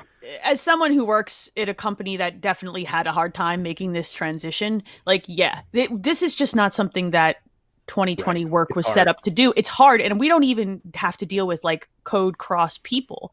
It's CAD drawings, and it's still a nightmare. And the infrastructure just is not there to do this. And so and it's like if you are Ubisoft, you've spent 10 years coming up with version management solutions because this was a problem for you on day one before COVID was even like a thing that we knew about, and then suddenly everyone's working at home. Well, now it's just like it's the same concept, just spread across thousands of little pods instead of like 14 big pods. But it's the same exact thing. So they were able to scale that. And I think when all of this is said and done, people are going to go and say, "Hey, Yves, can we talk? Can you tell me how you do this?" Yeah. And a lot of other companies could be like, "We're going to try to replicate what Ubisoft does and how they do it in terms of their distributed development system, and not just like, oh, we're going to hire a support studio," which is kind of how it works now, and that becomes a problem because those support studios need to be able to like work in an office because that's how they always have worked. Yeah. And if they can't do that, it's like you have this support studio that you're paying and they can't work very well. It's COVID's still the issue. That's still the main problem, and that's we're just gonna have to kind of get over that. And I think for I'm using Valhalla as an example just because I think I've seen some of the comments that you and a lot of other folks are getting online, and people have also got to remember and realize that those games have been in development. They were supposed to come out last year. They were delayed a year. They've been in development. Yeah. We're not really going to see the impacts of COVID until next year's games are delayed. The games that are supposed to come out next year are being delayed, which we're seeing now because those are the games that are quote unquote, trying to come to that finish line, that magical point now, and they haven't been able to. Yeah. Before I get to our last question, Jeff, I want to ask you one personally for me, and I don't want to put you on the spot, but you don't have to give me names. Uh-oh. You dance as best you can. On the Xbox side, on the Xbox front, we know that at some point Halo will show up, hopefully in 2021, and we know Psychonauts. Is there anything else out there? Like I know there's third-party stuff. We got Resident Evil and Crossfire and stuff like that, but you don't have to say names or anything. But is there any reason for hope that Xbox has a second-party game or something that you may have any insight on? Because I really don't know anything else. I am of the mind, and this is nothing like I don't think too many people are going to go like ape crazy for this, but like I think that we saw Forza Motorsport get teased right or a few months ago. I think that we might get the next Forza Horizon game first, and I think that might be coming this coming year. That's what I said. That everybody told me that's crazy. I didn't. I just assumed that they would keep their back and forth. So I think they're in a weird situation where for some reason Playgrounds is made. It does seem like they might be ready to go first, and I think I know the setting, but I'm gonna let them announce it. But if anyone wants to try to guess, come at me. I'll try not to make faces, or I'll have a poker face and whatever. So I have no. But I'm excited. Feudal Japan. Excited. That's always the answer. Right? That's in one, you got it in one. Wow, that's the answer. It's on the cutting edge. It's always the answer. I would love that. That would make me really excited. And I mean, I just hope they have something because it's not that I'm not excited for Halo. I think I actually might be more excited for Halo now than I ever have been in my entire time of owning an Xbox. But the lineup overall, especially with the August showcase where they showed so many studios that seemed like they were 3 years away. And it's like, well, what the hell is going to be next year? They've got to have something. So, I mean, I guess it's not out of the realm of possibility that Starbound is that the Starfield. Yeah, I always want to call it the wrong name. I called it StarCraft. Yeah. No, Starbound. Starbound's also a game. Yeah. Yeah, Starbound's also a game. I can't do that game right. Say star, pitch an adjective, and move along. Yeah, exactly. Yeah, Starry Star. Yeah, it's Skyrim in space, kids. That's all I have. Space Rim. Space Skyrim. Space Rim is good. Yeah. It's not out of the realm of possibility that this deal gets solidified, and then Starfield is actually pretty close to ready to go. It's also not out of the realm of possibility that'd be a big release. The deal gets solidified, and they move forward, and they're like, well, let's postpone this game for another year and really polish it up. Then sure, that's also possible. But Starfield has been in development for a very long time. They've known what Fallout 76 has been for a couple years now. So they've likely focused most of the resources on Starfield since then. If that can come out next year, that sort of changes the narrative for them in a big way. But I think that this is like ifs and maybes, sure. and I'm less sure. That the Forza Horizon, I'm pretty confident that's probably going to come out in 2021, I think. But beyond that, I don't know. Wolfenstein 3, anytime soon. Oh God, that would be awesome. Let me shoot more Nazis in 2021, please. Man, that would please. actually, you know what? After 2020, wouldn't that be great? Right, that's what I'm That saying. would be really good. Give me more. How catharsis. cathartic would Wolf 3 be? I need that. This seems like maybe it could be the right timing, and they probably are staying quiet about it because of COVID. Maybe they would have announced it at this past E3, and we would have been talking about it for next year anyhow. And instead, it's like, well, let's just wait and see and wait until we know. And also, Microsoft's talking about buying us, so let's just keep quiet for now. The deal's official. Starfield's out. Here comes Wolf 3. Here's Forza. Yeah, or even like Starfield gets 6 months from now, and that's early 2022 or whatever. Sure. And here's Wolfenstein this holiday. Yeah, that would be. Yeah, these are the kinds of things that can still fall into place for them in a really big way. And for me, if Wolfenstein 3 comes out and it's exclusive and that's like, okay, well, I definitely know I'm playing that game because I love that series. Same. So yeah, that would be awesome. And it's excellent for Game Pass, obviously. Exactly. Oh yeah. And I think that whole series, once you put that whole series on Game Pass, it's going like, I remember when Wolfenstein 2 got announced, everyone went back to Wolfenstein. I did. I went back to Wolfenstein, finally played it. Yeah, it's like, and I think that game, that whole franchise, the whole series has a really good long tail where it can exist on a Netflix style service and just continue to pull people in for years at a time. I think it has that appeal. And I would love to go and kill some robot Hitler. Let's do that. Cool. Let's do more of that in 2021. Yeah. That'd be great. Last question for the show comes from Sean. What are Jeff's plans for Summer Game Mess 2021? Can gamers expect from the new E3 hype machine replacement? God, I don't know. Tell me E3's coming back, Jeff. I would never have said that a few weeks ago, but if these vaccines work out, it's possible. It's possible that E3 I don't even care if it's an in-person thing. I just tell me that there's a digital event where somebody is coordinating this mess. I don't trust. No, if it's not a physical event, I don't trust anyone to be able to put it together. Okay.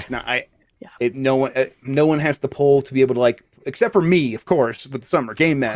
I'm reaching for you. I'll get Alf back from Jeff Keighley. We're working out the arrangements on that. But I think that there's still a good chance it's going to be a mess. And if it is, I'll do my best to kind of keep everything put together in one place again. We'll see. Boy, that was a whole thing. But right now, I think I might do a Game of the Year thing. I might do a Jeff Grubb's awards mess or something like that. Will you include Ori? Yeah, yes, I will. Yeah. Already, it's more definitive than the. Yeah, we did. That was one of our 5 nominees for Game of the Year. So I don't get it. Don't blame you guys. I got it. Yep, exactly. It's a good video game. I saw your tweet. It was about 5 seconds. I tweeted. I was like, "This is criminal," and Jeff was like, "Don't give this so much attention. Don't treat this so important." Don't worry about this. Look away. We tried to take care of it until they leave Ori off. Mike was the same way. That Mike's like fuming in chat and Slack, and I'm like, it's nonsense. You should not care about it. First of all awards are made up, but these ones are like these. I vote on it. I know what the process is like, and it's so in the background. It's this email that you get, and you're like, oh my god, I just got an Xbox Series X. Mike's trying to review Miles Morales and Astro and the PS5, and you want us to talk about Game of the Year right now and all these other categories. We left fighting game blank. People talk about I think that One Punch Man thing got nominated, and I bet most sites just don't have enough fighting games to nominate, so they just leave it blank. So just weird games get it. Yep. Get in there. So it's it's not worth taking seriously. It is a thing to have fun with.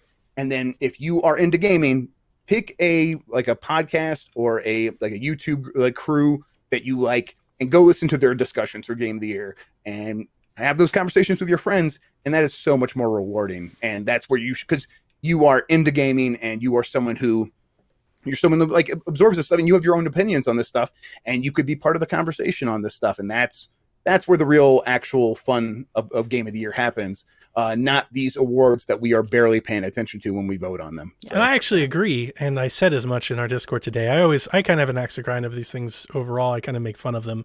It's tongue-in-cheek. Last year's show was really entertaining. They put on a good show. Jeff did a good job. Yes, I thought the year before was even better. I think he's on a good pace for those shows. Yeah, I would agree. I want to say it. I felt like I enjoyed the conversation and this kind of whole end of the year celebration of games a little bit more when we didn't have a definitive uniform showcase for this, because it really drowns out all of that conversation. I feel like the podcasts and the outlets and the different Yeah, I sites do that think do their people- own stuff. yeah, It's I think lessened people give it a because lot it's more attention. I thought it's than I just thought Jeff they Keighley. did. Like his, like Yeah. that show is the only one that counts. And I think that's why people get upset. And I mean, not that I'm upset that I'm going to go protest or tweet over it, but like leaving Ori off hurts because right now Ori's my pick. Yeah, no, I mean it's Mike's as well. So yeah, that's why he was fuming. Yeah, and, it's like, man, that's a and I bummer. get it, but it's yeah, I just looking at it from the inside out. I just want the amount of energy we spend on this is just this much, and so no one should spend more than that on it. Like getting upset about it is kind of how I feel because it's not real. Like like the real awards for us are going to be our own awards. Like when we go and have our own conversations, that we'll have like real discussions on our podcast, picking game of the year on Games We Decides, and that I care way more about that because that's the stuff that it's like where I actually put skin in the game and I try to explain why like SnowRunner is actually the best game of the year and stuff like that. And yeah. And I think that's I think most gaming fans are kind of in that position where they should just invest in something like that, something that they have a more intimate relationship with. I agree with than this very cold process of us putting a couple of names on a list and then firing off an email and then forgetting about it until Jeff Keighley announces the nomination. Yeah, I want to hear why. Why is way more important than a list. That's why, like, yes,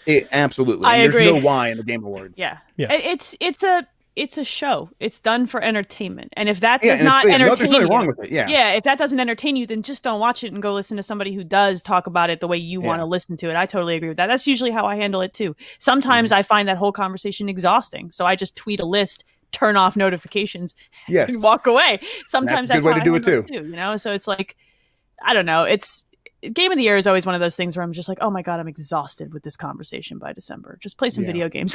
Calm down. Yeah, that's why people are like, why don't they do this in January or February after all the games come out? It's like the people that watch this stuff would be so fatigued by Game of the Year awards by that point. That is a good point.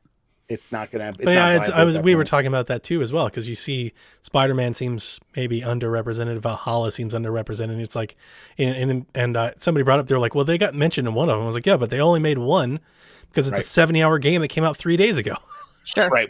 And we had when we made the nominations, we had Mike had just gotten Miles Morales. He had been playing it for a couple days, but he was the only one on staff that had done so.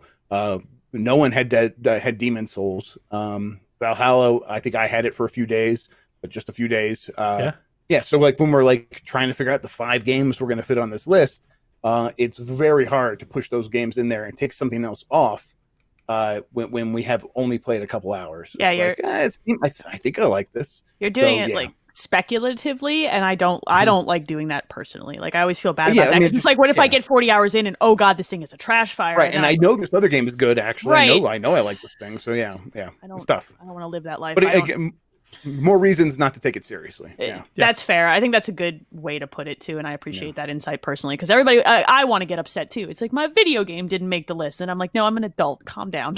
You can still love this game, Like it's easy for me because I had already accepted. Like even for our own nominations, I didn't even try to get my favorite games on there. I'm like, Hard Space Shipbreaker is not going to make anyone's Game of the Year list except for mine. This is why, this is why the process of putting together your own list and shuffling things around and tweeting it out for discussion is fun because it's like if it's just me, this is what it looks like in my year. Or even like trying to like I'll try to get a few of my games on our site's list, but like explaining why I think they should be represented on the GamesBeat list to my coworkers. There is value in that, and I think people listening to my explanation there, that's where the magic happens. That's the important stuff to me. Yeah, I don't disagree. I love those conversations. I don't like it when people get ugly. I just like this is my it's a very fine line to toe. So yes, it is. It's the Daniel Tiger. Like people like different things, and that's just fine. Yes. But remember to be kind. I love that you have kids that are young enough to know that. Reference. Hell yeah, and so it's like. Explain why your game is good and not why another game doesn't deserve to have the award. It's kind of my thing. So I agree with that. And I think the conversation should always be those reasons instead of like, it's good or it's bad or it's trash. Like, come on, guys.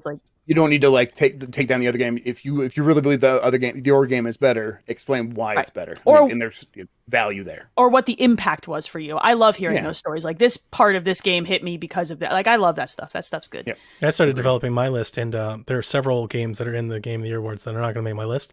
They just didn't hit for me. I don't even talk about them. Like they just weren't for me. That's it. It's- So it's you if don't they were have for to- you, Yeah. you know, it's Yes. like they weren't for you, but these are the ones that were for me, and these are the reasons why.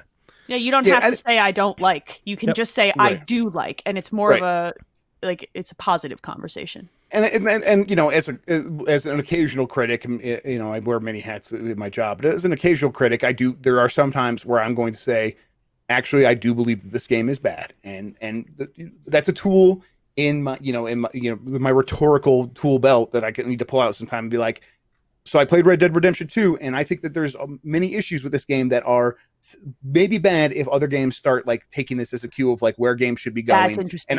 And I'm going to explain why, and I think it's important to me to explain why, and I really believe it. So it's not me, the opposite would be like God of War 2018, a game I don't like, but I can tell it is good, and it's not for me. It is for other people, and I have no issue with people making it their game of the year or whatever. But with Red Dead Redemption 2, I just fundamentally disagree, and I do think it's bad, and but I'll explain that, and it's not a personal thing, but and it's not, so it's a fine line, and you don't want to be mean about it, and you do want to remember to be kind, like Daniel Tiger says, but yeah, pick those battles and make sure that what you're saying, you're not just like knocking another game, right?